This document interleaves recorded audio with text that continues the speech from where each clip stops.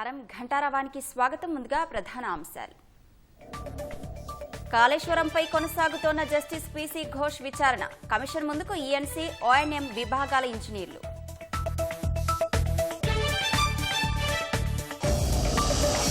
రుణమాఫీ కోసం PM Kisan Samman Nidhi data సరికాదు. హామీ మేరకు అందరికీ వర్తింపచేయాలని నిరంజన్ రెడ్డి డిమాండ్.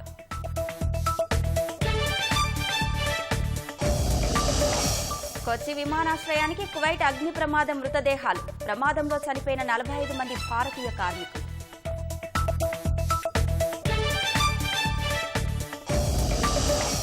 రాష్ట్రంలో కొనసాగుతున్న పాఠశాల బస్సుల తనిఖీలు. రంగారెడ్డి జిల్లాలో ఫిట్నెస్ లేని 34 బస్సులపై కేసు నమోదు.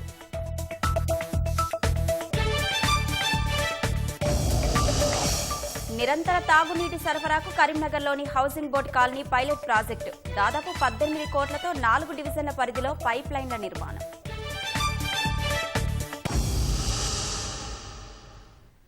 నాట్ల పాటలు వినిపించే గట్టుపై చావు కేకలు మార్మోగాయి. నారు పోసి నీరు పెట్టాల్సిన పొలంలో నెత్తుటేరు పారింది. హలం పట్టి దుక్కి దున్నాల్సిన చేతులే కనికరం లేకుండా ప్రాణం తీశాయి. భూమి కోసం తలెత్తిన గొడవలో విచక్షణ కోల్పోయిన అన్నదమ్ములే కిరాతకులుగా మారారు. కొన ఊపిరితో కొట్టుమిట్టాడుతున్నా కనికరం లేకుండా ఆయువు తీశారు. నారాయణపేట జిల్లాలో భూ తగాదాలతో దాయాదులంతా కలిసి ఓ నిండు ప్రాణం తీసిన తీరు విస్మయానికి గురిచేసింది. నారాయణపేట జిల్లా ఊట్కూరు మండలంలోని చిన్నపొర్ల గ్రామంలో భూ తగాదాలు ఓ ప్రాణాన్ని బలిగొన్నాయి. గ్రామానికి చెందిన గువ్వల సంజప్ప ఉపాధి కోసం హైదరాబాద్లో ఉంటూ జీవనం సాగిస్తున్నాడు. ఇటీవల ఉన్న పొలం సాగు చేసుకునేందుకు సొంతూరుకి వెళ్లాడు. అయితే తమకున్న 4.5 ఎకరాల భూమికి సంబంధించి వివాదం కొనసాగుతోంది. 2 ఏళ్లుగా తమ దాయాదాలతో భూమి విషయమై గొడవ జరుగుతోంది. ఇదే అంశంపై సంజప్ప పోలీసులను ఆశ్రయించగా కోర్టుకు వెళ్లాలని సూచించారు. ఈ నేపథ్యంలోనే నిన్న పొలానికి వెళ్లిన సంజప్ప విత్తులు నాటేందుకు ప్రయత్నించాడు. గమనించిన దాయాదులు అక్కడికి చేరుకొని గొడవ చేశారు. ఈ క్రమంలోనే 4-5 ఒకేసారి కర్రలతో విచక్షణ మరిచి సంజప్పపై దాడి చేశారు. కొన ఊపిరితో కొట్టుమిట్టాడుతున్నా స్థానికులు అడ్డుకున్నా వదలకుండా చితకబాదారు.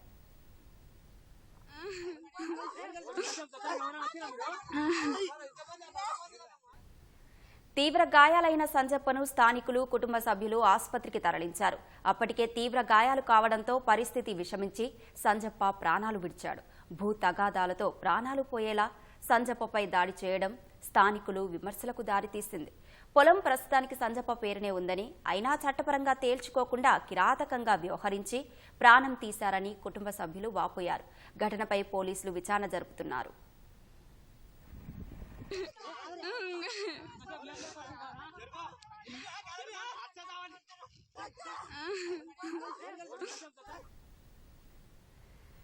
గల్ఫ్ దేశం కువైట్లో జరిగిన అగ్ని ప్రమాదంలో మృతి చెందిన 45 మంది భారతీయుల మృతదేహాలు స్వదేశం చేరుకున్నాయి. వాయుసేనకు చెందిన సరుకు రవాణా విమానంలో కువైట్ నుంచి కొచ్చి విమానాశ్రయానికి ప్రభుత్వం తీసుకొచ్చింది. 2 రోజుల క్రితం కువైట్లోని మంగాబ్ జిల్లాలోని 6 అంతస్తుల భవనంలో జరిగిన అగ్ని ప్రమాదంలో 49 మంది చనిపోయారు. వారిలో 45 మంది భారతీయులే ఉన్నారు. మరో 50 మందికి పైగా గాయపడ్డారు.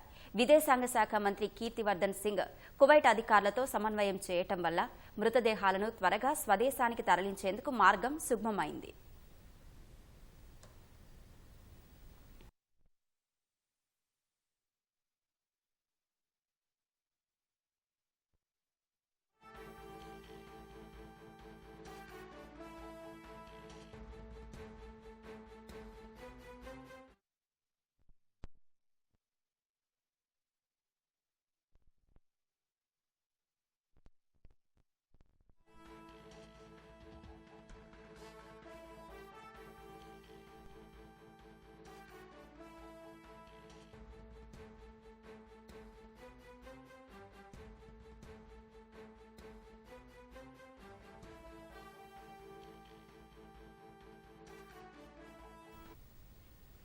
గల్ఫ్ దేశం కువైట్లో జరిగిన అగ్ని ప్రమాదంలో మృతి చెందిన 45 మంది భారతీయుల మృతదేహాలు స్వదేశం చేరుకున్నాయి. వాయుసేనకు చెందిన సరుకు రవాణా విమానంలో కువైట్ నుంచి కొచ్చి విమానాశ్రయానికి ప్రభుత్వం తీసుకొచ్చింది. 2 రోజుల క్రితం కువైట్లోని మంగాబ్ జిల్లాలోని 6 అంతస్తుల భవనంలో జరిగిన అగ్ని ప్రమాదంలో 49 మంది చనిపోయారు. వారిలో 45 మంది భారతీయులే ఉన్నారు. మరో 50 మందికి పైగా గాయపడ్డారు. విదేశాంగ శాఖ మంత్రి కీర్తివర్ధన్ సింగ్ కువైట్ అధికారులతో సమన్వయం చేయటం వల్ల మృతదేహాలను త్వరగా స్వదేశానికి తరలించేందుకు మార్గం సుగమమైంది.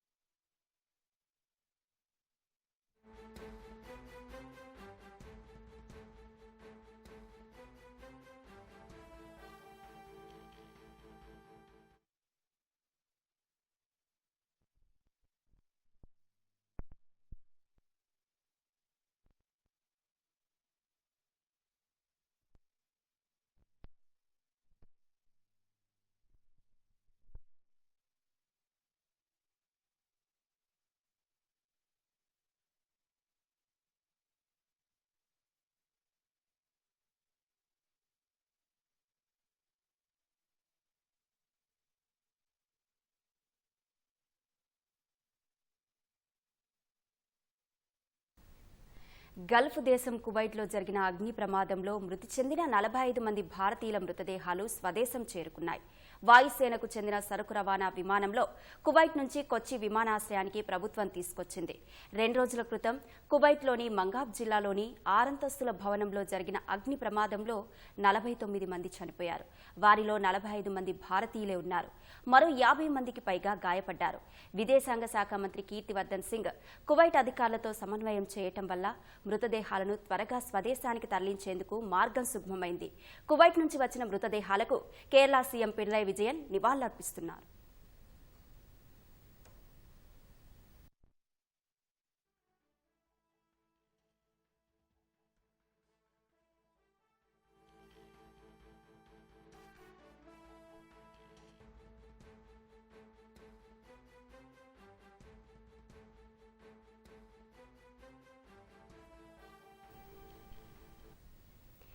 గల్ఫ్ దేశం కువైట్లో జరిగిన అగ్ని ప్రమాదంలో మృతి చెందిన 45 మంది భారతీయుల మృతదేహాలు స్వదేశం చేరుకున్నాయి.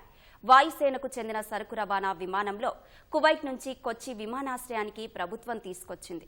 2 రోజుల క్రితం కువైట్లోని మంగాబ్ జిల్లాలోని 6 అంతస్తుల భవనంలో జరిగిన అగ్ని ప్రమాదంలో 49 మంది చనిపోయారు. వారిలో 45 మంది భారతీయులే ఉన్నారు. మరో 50 మందికి పైగా గాయపడ్డారు. విదేశాంగ శాఖ మంత్రి కీర్తివర్ధన్ సింగ్ కువైట్ అధికారులతో సమన్వయం చేయటం వల్ల మృతదేహాలను త్వరగా స్వదేశానికి తరలించేందుకు మార్గం సుగమమైంది. కువైట్ నుంచి వచ్చిన మృతదేహాలకు కేరళ సీఎం పినరయి విజయన్ నివాళులర్పిస్తున్నారు. ప్రత్యక్ష ప్రసారం ద్వారా చూద్దాం.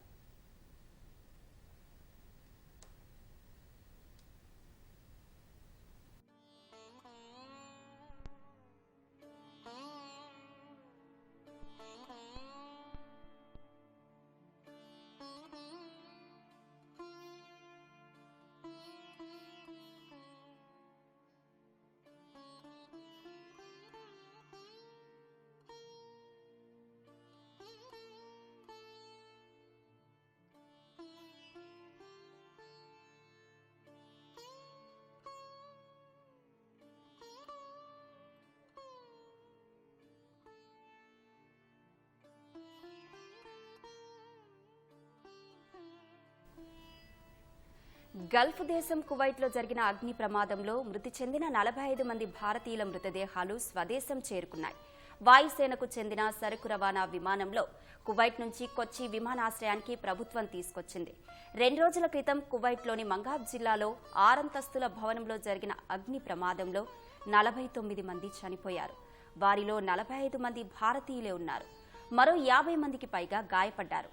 విదేశాంగ శాఖ మంత్రి కీర్తివర్ధన్ సింగ్ కువైట్ అధికారులతో సమన్వయం చేయటం వల్ల మృతదేహాలను త్వరగా స్వదేశానికి తరలించేందుకు మార్గం సుగమమైంది. కువైట్ నుంచి వచ్చిన మృతదేహాలకు కేరళ సీఎం పినరయి విజయన్ నివాళులర్పిస్తున్నారు.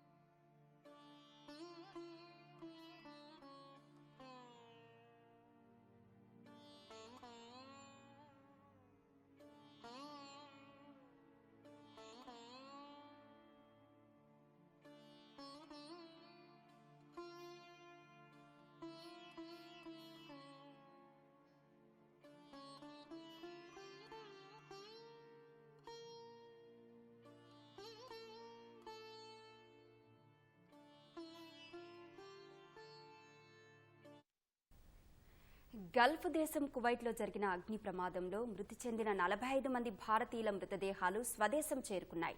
వాయుసేనకు చెందిన సరుకు రవాణా విమానంలో కువైట్ నుంచి కొచ్చి విమానాశ్రయానికి ప్రభుత్వం తీసుకొచ్చింది.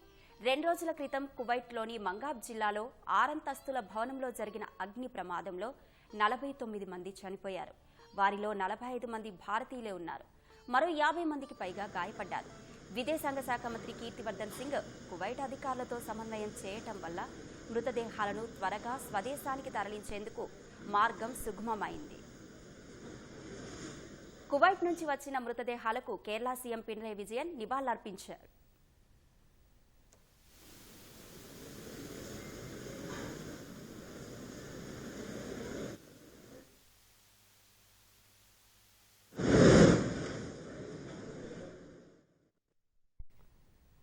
పెద్దపల్లి జిల్లాలో అమానుష ఘటన చోటు చేసుకుంది. ఓ రైస్ మిల్లులో తల్లితో కలిసి నిద్రిస్తున్న బాలికను అపహరించి ఓ వ్యక్తి అత్యాచారానికి పాల్పడ్డాడు. అనంతరం ఆమెను హతమార్చాడు. ఉత్తరప్రదేశ్కు చెందిన బలరాం అనే డ్రైవర్ అదే మిల్లులో ఆరుబయట నిద్రిస్తున్న 6 ఏళ్ల బాలికను ఎత్తుకెళ్లి అత్యాచారం చేసి అనంతరం హత్య చేశాడు. బాలికను అపహరించి తీసుకెళ్తున్న దృశ్యాలు సీసీటీవీ కెమెరాలో రికార్డయ్యాయి. తల్లి లేచి చూసేసరికి బాలిక కనబడకపోవడంతో విషయాన్ని పోలీసులకు తెలియజేయగా నిందితుడిని మిల్లు పరిసరాల్లోనే పట్టుకున్నారు.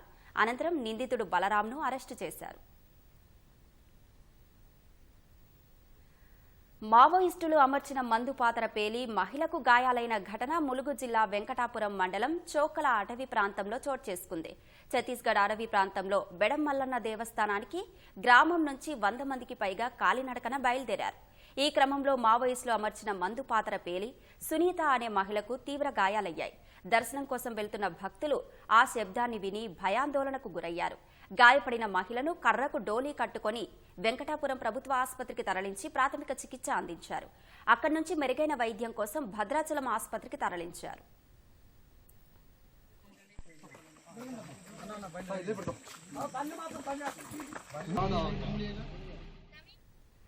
మహబూబాబాద్ జిల్లా గూడూరులో కర్రల లోడుతో వెళ్తున్న లారీ అదుపు తప్పి బోల్తా పడిన ఘటనలో 2 వ్యక్తులు అక్కడికక్కడే మృతి చెందారు.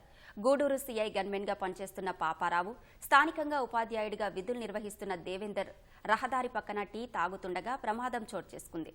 వీరిద్దరూ అన్నదమ్ములుగా గుర్తించారు. స్వల్ప గాయాలతో బయటపడిన లారీ డ్రైవర్, క్లీనర్ పరారయ్యారు. ఘటనా స్థలానికి చేరుకున్న పోలీసులు క్రెయిన్, జేసీబీల సహాయంతో కర్రలను తొలగించారు.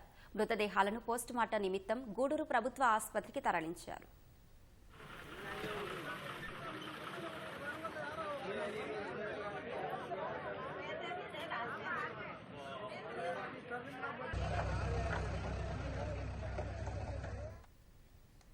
హత్య కేసులో దోషులుగా తేలిన 2 వ్యక్తులకు హైదరాబాద్ నాంపల్లి కోర్టు 10 ఏళ్ల జైలు శిక్ష విధించింది.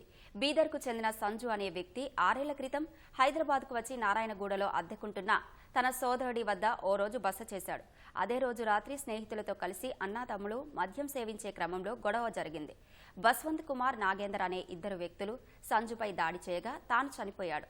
నారాయణగూడ పోలీసులు కేసు నమోదు చేయగా విచారణ జరిపిన నాంపల్లి కోర్టు బస్వంత్, నాగేందర్ను దోషులుగా తేల్చి జైలు శిక్షతో పాటు 11,000 రూపాయల నగదు జరిమానా విధించారు.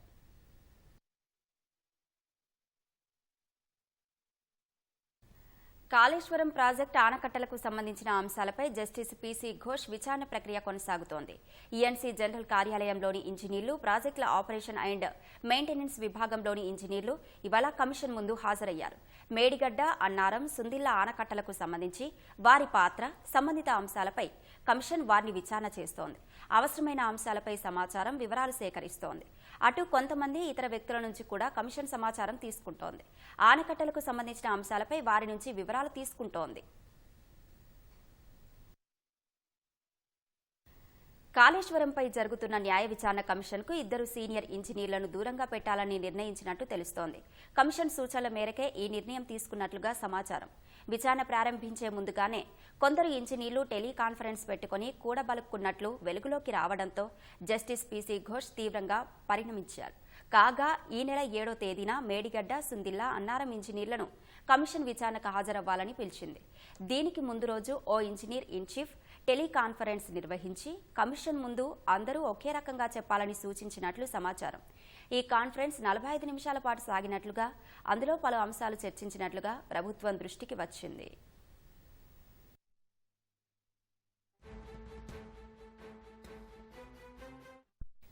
ఇక ఇదే అంశంపై నీటిపారుదల శాఖ మంత్రి ఉత్తమ్ కుమార్ రెడ్డి ఇంజనీర్లపై ఆగ్రహం వ్యక్తం చేశారు. విచారణ కమిషన్ కూడా నీటిపారుదల శాఖ ఉన్నతాధికారులను పిలిచి ఆరా తీసి ఇది సరైన విషయం కాదని ఆగ్రహం వ్యక్తం చేసినట్లు సమాచారం. ఈ నేపథ్యంలోనే ఇద్దరు సీనియర్ ఇంజనీర్లను కమిషన్ వ్యవహారాలకు దూరంగా ఉంచాలని నీటిపారుదల శాఖ నిర్ణయం తీసుకున్నట్లుగా తెలుస్తోంది. కాగా నీటిపారుదల శాఖ న్యాయ విచారణ కమిషన్కు సాయంగా 4 నిపుణులతో కూడిన కమిటీని గత నెల 22న ఏర్పాటు చేసింది. ఈ కమిటీకి కన్వీనర్గా ఈఎన్సీ ఉండగా కమిటీ నుంచి ఆయన దూరంగా ఉంచాలని నిర్ణయించినట్లు సంబంధిత వర్గాల సమాచారం. గురువారం పీసీ ఘోష్ నిర్వహించిన సమావేశంలో సైతం ఈఎన్సీ హాజరు కాలేదని తెలిసింది. మరోవైపు ఓ&ఎం ఈఎన్సీని కూడా కమిషన్ కార్యక్రమాల నుంచి దూరంగా ఉంచేందుకు నిర్ణయించినట్లు తెలుస్తోంది. నిజామాబాద్ డీసీసీబీ బ్యాంక్ అధికారుల వ్యవహారం వివాదాస్పదంగా మారింది. తీసుకున్న రుణం చెల్లించలేదంటూ కామారెడ్డి జిల్లా పోల్కంపేటకు చెందిన ఓ రైతు పొలాల్లో అధికారులు వేలం నోటీసు ఫ్లెక్సీలు ఏర్పాటు చేశారు. రాజశేఖర్ అనే రైతు బ్యాంకులో రుణం తీసుకుని తిరిగి చెల్లించకపోవడంతో పొలాలు వేలం వేస్తామంటూ అధికారులు ఏర్పాటు చేసిన ఫ్లెక్సీపై రాసి ఉంది. పొలంలో ఎరుపు రంగు జెండాలను కూడా ఏర్పాటు చేశారు. రైతులకు అండగా నిలవాల్సిన డీసీసీబీ వారి పొలాలను వేలం వేస్తామని చెప్పడంపై తోటి రైతులు ఆగ్రహం వ్యక్తం చేస్తున్నారు. ఆహార నియమాలు పాటించి నాణ్యమైన ఆహారాన్ని తీసుకోవటం వల్ల దృఢంగా ఉండొచ్చని బ్యాడ్మింటన్ కోచ్ పుల్లల గోపిచంద్ అన్నారు. హైదరాబాద్లోని హైటెక్స్లో ఫుడ్ అఫైర్ పేరుతో ఏర్పాటు చేసిన ప్రదర్శనను గోపీచంద్ ప్రారంభించారు. క్రీడాకారులు శక్తినిచ్చే ఆహారాన్ని తీసుకోవాలని సూచించారు. ఇటీవల రాష్ట్ర వ్యాప్తంగా ఆహార భద్రతా విభాగం అధికారుల దాడులు మంచిదేనని గోపీచంద్ అభిప్రాయపడ్డారు. నాణ్యమైన ఆహారం వినియోగదారుల హక్కు అని ఆయన అన్నారు. మహిళా సంఘాల ఆధ్వర్యంలో నిర్వహిస్తున్న ఫుడ్ ప్రాసెసింగ్ యూనిట్లు రుచికరమైన ఆహార ఉత్పత్తులను అందుబాటులో ఉంచాయి. ఈ నెల 15 వరకు ఈ ప్రదర్శన కొనసాగనుంది.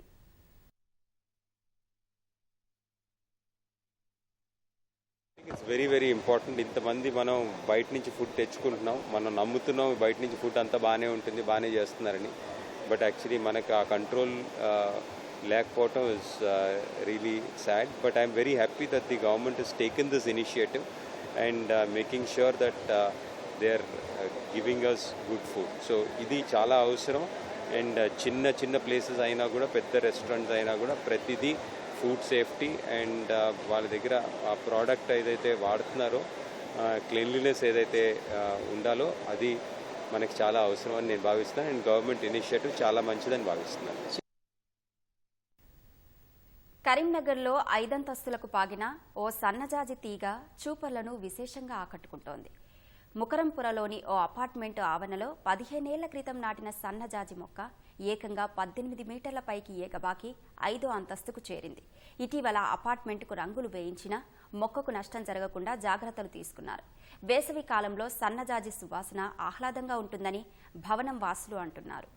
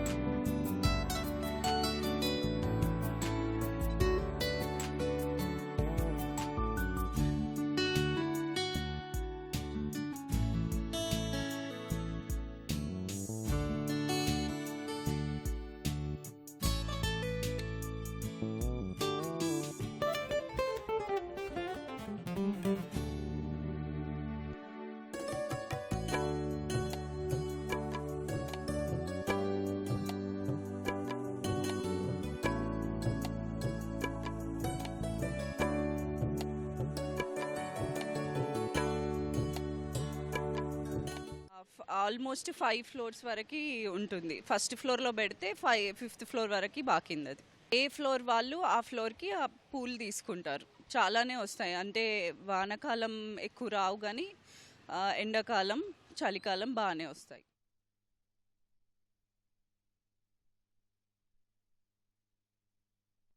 రాష్ట్రంలోనే నిరంతర తాగునీటి సరఫరాకు కరీంనగర్లోని హౌసింగ్ బోర్డు కాలనీ పైలట్ ప్రాజెక్టుగా మారబోతోంది.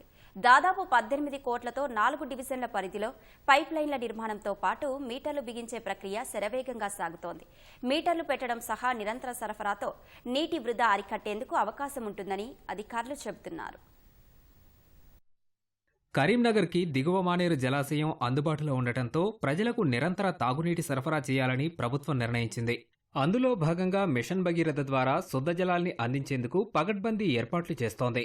4,000 నివాసాలను లక్ష్యంగా నిర్ణయించుకున్న నగరపాలక సంస్థ ఇప్పటికే 3,000 ఇళ్లకు పైగా మీటర్లను బిగించింది. కరీంనగర్ స్మార్ట్ సిటీ కార్పొరేషన్ అభివృద్ధిలో భాగంగా మోడర్న్ హౌసింగ్ బోర్డు కాలనీకి ప్రయోగాత్మకంగా నిరంతర మంచినీరు సరఫరా చేయనున్నట్లు అధికారులు చెబుతున్నారు. కరీంనగర్లో అందరికీ నిరంతర నీటి సరఫరా అందించాలన్న ప్రణాళిక ఉన్నా 4 డివిజన్లలో ఎదురయ్యే లోటుపాట్లు పరిశీలించి మిగతా చోట్ల అమలు చేయనున్నట్లు అధికారులు చెబుతున్నారు. పైలట్ ప్రాజెక్టులో ఇబ్బందులు తెలుసుకుని ఏజెన్సీ సిబ్బందికి అధికారులు పలు సూచనలు చేస్తున్నారు. నిబంధనల ప్రకారంలో ఒక్కొక్కరికి రోజుకు 160 లీటర్ల నీటి సరఫరా చేయాల్సి ఉంటుంది. అందుకు ఒక్కో ఇంటి నుంచి నీటి సరఫరా కోసం ఛార్జీలు వసూలు చేస్తున్నారు. నీటిని వృధా చేయకుండా వాడుకుంటే 100 రూపాయల కంటే ఛార్జీలు తగ్గే అవకాశం ఉందంటున్నారు. మన హౌసింగ్ బోర్డు రిజర్వాయర్ పరిధిలో ఉన్నటువంటి 4,000 గృహాలకు, దాదాపుగా 4 డివిజన్స్లో 4,000 గృహాలకు సంబంధించి 24 గంటలు మంచినీరు ఇచ్చే కార్యక్రమం కూడా ప్రారంభించబోతా ఉన్నాం. 18 కోట్ల రూపాయలతోటి పనులు ప్రారంభించినాం. మీటరింగ్ కూడా వ్యవస్థ ఫిక్స్ అయిపోయింది. పైప్ లైన్ల పనులు పూర్తి అయిపోతున్నాయి. ఎక్కడెక్కడైతే వాల్స్ అవసరం ఉన్నాయో, ప్రెషర్ వాల్స్ కావచ్చు, డిఐ వాల్స్ కావచ్చు, అవన్నీ కూడా ఇరెక్షన్ చేసుకున్నాం. జూలై చివరికల్లా లేకపోతే ఆగస్టు మొదటి వారం 2వ వారంలోగా ఈ 4,000 కనెక్షన్స్ కూడా నిరంతరంగా డ్యాంలో కూడా ఎల్ఎండిలో కూడా 26 టీఎంసీల ఎల్ఎండి రిజర్వాయర్లో మరి 8 టీఎంసీల నీరు చేరిన వెంటనే మరి ఈ కార్యక్రమం ప్రారంభించేందుకు కూడా మేము ప్రణాళిక రూపొందించుకుంటున్నాం. ప్రస్తుతం దిగువ మానేరు జలాశయంలో నీటి మట్టం 5 టీఎంసీలకు పడిపోవడంతో రోజు మినహా రోజు తాగునీరు సరఫరా చేస్తున్నారు. విద్యుత్ సమస్య వల్ల కొన్నిసార్లు నీటి సరఫరా సమయంలో గందరగోళం నెలకొంటోంది. నిరంతర నీటి సరఫరా వల్ల ఇబ్బందులు తొలగుతాయని గృహిణులు చెబుతున్నారు. వాటరు రోజు వస్తున్నాయి కానీ కాకపోతే 1 అవరే ఇచ్చేటోళ్ళు. అప్పుడేందంటే మేము ఉన్నా లేకపోయినా కొంచెం ఇబ్బందికరంగా ఉండేది. ఇప్పుడు దానికి మీటర్ బిగిచ్చేసరికి కొంచెం పర్లేదు, వాటర్ స్లోగా వస్తున్నా డేలో ఎప్పుడైనా ఇస్తున్నారు. అప్పుడు కొంచెం ఇబ్బంది లేకుండా ఉంది. ఇక నుంచి 24 అవర్స్ ఇస్తారంట. ఇచ్చినప్పుడు మేము ఒకవేళ లేకపోయినా వచ్చినప్పుడు ఆన్ చేసుకోవటానికి ఆఫ్ చేసుకోవటానికి మంచిగా ఉంటున్నాయి. నీళ్ళు ఇప్పుడు మంచిగా ఉంది. 24 గంటలు ఇస్తుంటే ఇదివరకు 2 రోజులకు ఒకసారి ఇస్తే చాలా ఇబ్బంది పడ్డాము, అవే వాడుకోలేక, బోరు లేక. ఇప్పుడైతే బాగుంది, 24 గంటలు ఏ టైంలో అయినా వాడుకోవడానికి మంచిగా ఉంది హౌసింగ్ బోర్డు కాలనీ. అది బజార్కి వెళ్ళినా నల్ల రావడం వల్ల మనకు ఎప్పుడు వస్తాయో పోవాలి రావాలన్న ఇబ్బంది పడేది అనేది ఉండేది. ఇప్పుడు ఏ ఇబ్బంది లేకుండా మనం ఎప్పుడు కావాలంటే అప్పుడు మీటర్లు యూజ్ చేయడం వల్ల మనం ఎప్పుడు పడితే అప్పుడు నల్లాన్ని యూజ్ చేసుకోవడం జరుగుతుంది. పైప్ లైన్లు ఇతరత్రా పనులు చివరి దశకు చేరడంతో భవిష్యత్తులో నిరంతర నీరు సరఫరా అవుతుందని ప్రజలు అభిప్రాయపడుతున్నారు.